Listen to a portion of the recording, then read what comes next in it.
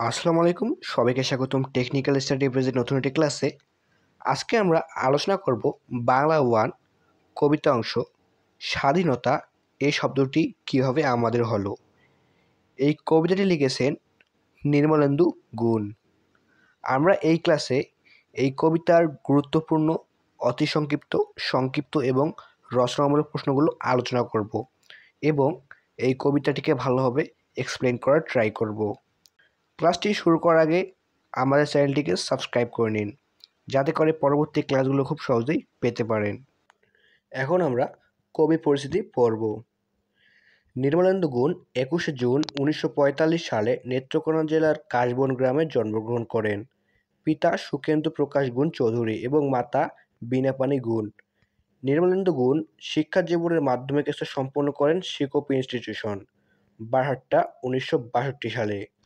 উচ্চ মাধ্যমিক স্তর সম্পন্ন করেন নেত্রকোনা কলেজ 1964 সালে এবং স্নাতক স্তর সম্পন্ন করেন ঢাকা বিশ্ববিদ্যালয় 1969 সালে।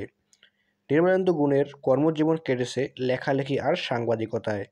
তার উল্লেখযোগ্য সাহিত্য সৃষ্টিকর্মগুলো হলো কাব্যগ্রন্থ প্রেমাংশুর রক্ত চাই, চাষা বসুর কাব্য, 50 সহস্র বর্ষ, না প্রেমিক না বিপ্লবী, অমীমাংসিত রমণী, দুরহ দুঃশাসন, অচল পদাবলী, মুঠোফোনের কাব্য, নিশি কাব্য, ছোট গল্প, আপন দলের মানুষ, অন্তর্জাল, শিশুতোষ উপন্যাস, কালো মেঘের ভেলা, বাবা যখন ছোট্ট ছিলেন, কলাম গ্রন্থ, নির্গুণের জার্নাল।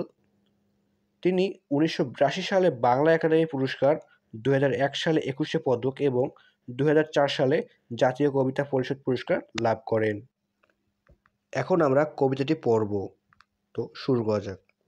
একটি কবিতা লেখা হবে, তার জন্য অপেক্ষার উত্তেজনা নিয়ে লক্ষ লক্ষ উন্মুক্ত অধীর ব্যাকুল বিদ্রোহী শ্রোতা বসে আছে ভোর থেকে জনসমুদ্রের উদ্যান সৈকতে, কখন আসবে কবি।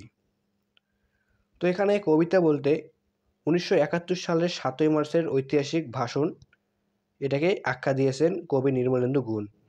তো সেদিন লক্ষ লক্ষ লক্ষ লক্ষ জনগণ কিন্তু ওই রেসকোর্স ময়দানে উপস্থিত হয়েছিল এবং তারা ভোর থেকেই এই রেসকোর্স ময়দানে উপস্থিত হওয়া শুরু করেছিল। তারা প্রতীক্ষা করেছিল যে কখন বঙ্গবন্ধু শেখ মুজিবুর রহমান আসবে। এখানে কবি বলতে বঙ্গবন্ধু শেখ মুজিবুর রহমানকেই কিন্তু বোঝানো হয়েছে। এই শিশু পার্ক সেদিন ছিল না, এই বৃক্ষে ফুল শোভিত উদ্যান সেদিন ছিল না, এই তন্দ্রাচ্ছন্ন বিবর্ণ বিকেল সেদিন ছিল না। তো বর্তমান যে এই রেসকোর্স ময়দানের জায়গায় বর্তমানে কি রয়েছে, সোহরাওয়ার্দী উদ্যান রয়েছে। তো কবি এখানে সেটাই বলেছেন যে এই শিশু পার্ক সেদিন ছিল না, এই সজ্জাত যে শিশু পার্ক যে সাজানো হয়েছে ফুল দিয়ে, এগুলো কিছুই সেদিন ছিল না। তাহলে কেমন ছিল শিশু পার্কে, বেঞ্চে, বৃক্ষে ফুলের বাগানে ঢেকে দেয় এই ঢাকার হৃদয় মাঠখানি। তো কবি এখানে বলতে চাইছেন যে সেই ঢাকার হৃদয়ের মাঠ অর্থাৎ সেই রেসকোর্স ময়দানকে এই শিশু পার্কের বেঞ্চ, বৃক্ষ, ফুলের বাগান দিয়ে ঢেকে দেওয়া হয়েছে। জানি সেদিনের সব স্মৃতি মুছে দিতে হয়েছে উদ্যত কালো হাত, তাই দেখি কবিহীন এই বিমুখ প্রান্তরে আজ। তো কবির মতে এই বিমুখ প্রান্তর অর্থাৎ রেসকোর্স ময়দানকে ঢেকে দেওয়ার জন্য এদেশীয় কিছু অপশক্তি কি হয়েছে, উদ্যত হয়েছিল অর্থাৎ সক্রিয় হয়েছিল, এটাই বুঝাইছেন। কবির বিরুদ্ধে কবি, মাঠের বিরুদ্ধে মাঠ, বিকেলের বিরুদ্ধে বিকেল, উদ্যানের বিরুদ্ধে উদ্যান, মার্চের বিরুদ্ধে মার্চ। তো এখানে বোঝাতে চেয়েছেন যে এদেশীয় যে অপশক্তিগুলো রয়েছে, এই অপশক্তিগুলো এই আমাদের ইতিহাসকে ঢেকে দেওয়ার জন্য এত কিছু করেছে। হে অনাগত শিশু, হে আগামী দিনের কবি, শিশু পার্কের রঙিন দোলনায় দোল খেতে খেতে তুমি একদিন সব জানতে পারবে, আমি তোমাদের কথা ভেবে লিখে রেখে যাচ্ছি সেই শ্রেষ্ঠ বিকেলের গল্প। সেদিন এই উদ্যানের রূপ ছিল ভিন্নতর।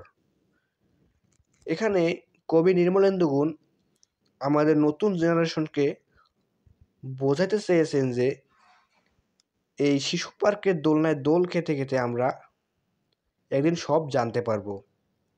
তিনি আমাদের জন্য সেই শ্রেষ্ঠ বিকেল অর্থাৎ 7 মার্চের বিকেলের গল্প আমাদের জন্য লিখে রেখে যাচ্ছেন। না পার্ক না ফুলের বাগান এসবের কিছুই ছিল না, শুধু একখণ্ড অখণ্ড আকাশ যেরকম সেরকম দিগন্ত পল্লাবিত, শুধু মাঠ ছিল দূর দলে ঢাকা, সবুজে সবুজময়। আমাদের স্বাধীনতা প্রিয় প্রাণের সবুজ এসে মিশেছিল এই ধুধু মাঠের সবুজে। তো তিনি বলতে চেয়েছেন যে সেই তৎকালীন রেসকোর্স ময়দানে আজকের এই সোহরাওয়ার্দী পার্ক ছিল না, কোনো ফুলের বাগান ছিল না, এসবের কিছুই ছিল না, শুধু একখণ্ড অখণ্ড আকাশ ছিল এবং মাঠটি শুধু সবুজে ঢাকা ছিল।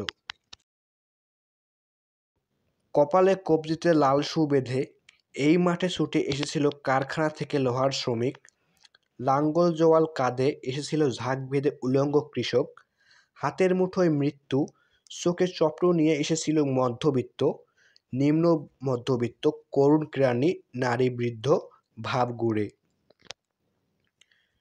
তো তিনি বলতে চেয়েছেন যে সেই দিন অর্থাৎ 1971 সালের 7ই মার্চে বঙ্গবন্ধু শেখ মুজিবুর রহমানের ভাষণ শুনতে এসেছিল কারখানা থেকে লোহার শ্রমিক, এসেছিল উলঙ্গ কৃষক, অর্থাৎ এখানে উলঙ্গ কৃষক বলতে যে গ্রামীণ দরিদ্র কৃষকগুলো রয়েছে বাংলাদেশের যারা খালি গায়ে কাজ করে তাদেরকে বোঝানো হয়েছে, তারাও এসেছিল।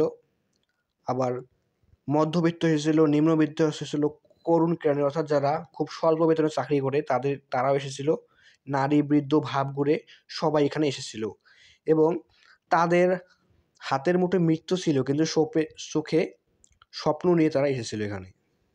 আর তোমাদের মতো শিশু পাতা কুরানিরা দল বেঁধে এই কবিতা পড়া হবে, তার জন্য কি বেকুল প্রতীক্ষা মানুষের, কখন আসবে কবি, কখন আসবে কবি। তো এখানে বোঝানো হয়েছে যে তখন কিন্তু যে 1971 সালের 7ই মার্চে যারা ভাষণ শুনতে আসছিল তাদের মধ্যে ছোট ছোট শিশুরাও ছিল, অনেক দরিদ্র পরিবার শিশুরা পাতা কুড়ায়, তো তাদের কথা এখানে বলা হয়েছে। এই কবিতা পড়া হবে, তার জন্য কি বেকুল। কবিতা বলতে কি যে বঙ্গবন্ধু শেখ মুজিবুর রহমান 7ই মার্চে কি বলেন, কি আশার বাণী শোনান, সেটাকে কি কবিতা বলা হয়েছে। তার জন্য সবাই প্রতীক্ষা করেছিল যে কখন তিনি আসবেন, অর্থাৎ কখন বঙ্গবন্ধু শেখ মুজিবুর রহমান আসবেন। শত বছর শত সংগ্রাম শেষে রবীন্দ্রনাথের মতো দৃপ্ত পায়ে হেঁটে অতঃপর কবি এসে জনতার মঞ্চে দাঁড়ালেন। তো শত বছর শত সংগ্রাম শেষে বলতে অনেক অনেক বাধা দ্বন্দ্বের পর রবীন্দ্রনাথের মতো দৃপ্ত পায়ে হেঁটে কবি এসে মঞ্চে দাঁড়িয়েছেন, অর্থাৎ বঙ্গবন্ধু শেখ মুজিবুর রহমান এসে মঞ্চে দাঁড়িয়েছিলেন। তখন পলকে দারুণ ঝলকে তরিতে উঠিল জল, হৃদয়ে লাগিল দোলা, জনসমুদ্র জাগিল জোয়ার, সকল দুয়ার খোলা, কেরলে তার বজ্রকণ্ঠ বাণী, গণসূর্যের মঞ্চ কাঁপিয়ে কবি শোনালেন তার অমর কবিতাখানি। এখানে বোঝানো হয়েছে যে যখন বঙ্গবন্ধু শেখ মুজিবুর রহমান মঞ্চে দাঁড়িয়েছে তখন জনসমুদ্রের জোয়ার ভাষা এবং তিনি তেনার কবিতা অর্থাৎ বঙ্গবন্ধু শেখ মুজিবুর রহমান তার ভাষণটা দিয়েছিলেন।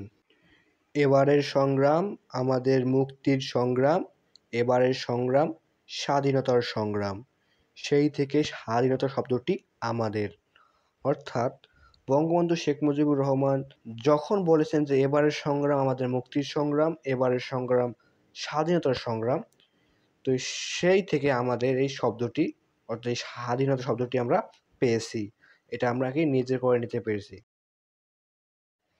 এখন আমরা এই কবিতার গুরুত্বপূর্ণ অতি সংক্ষিপ্ত, সংক্ষিপ্ত এবং রচনামূলক প্রশ্নগুলো দেখব।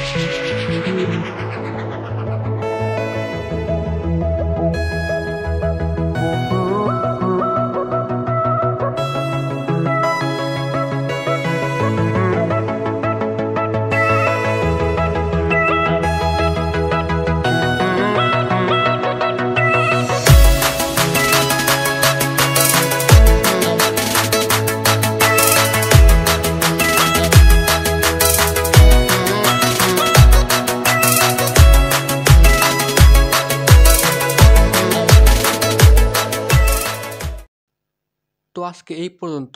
ভালো থাকবেন এবং আপনারা যদি এই প্রশ্নগুলোকে ভালোভাবে আয়ত্ত করতে পারেন তাহলে ইনশাল্লাহ আপনারা কমন পাবেন এবং এই অধ্যায়ের অর্থাৎ এই কবিতার এই প্রশ্নগুলোই গুরুত্বপূর্ণ প্রশ্ন।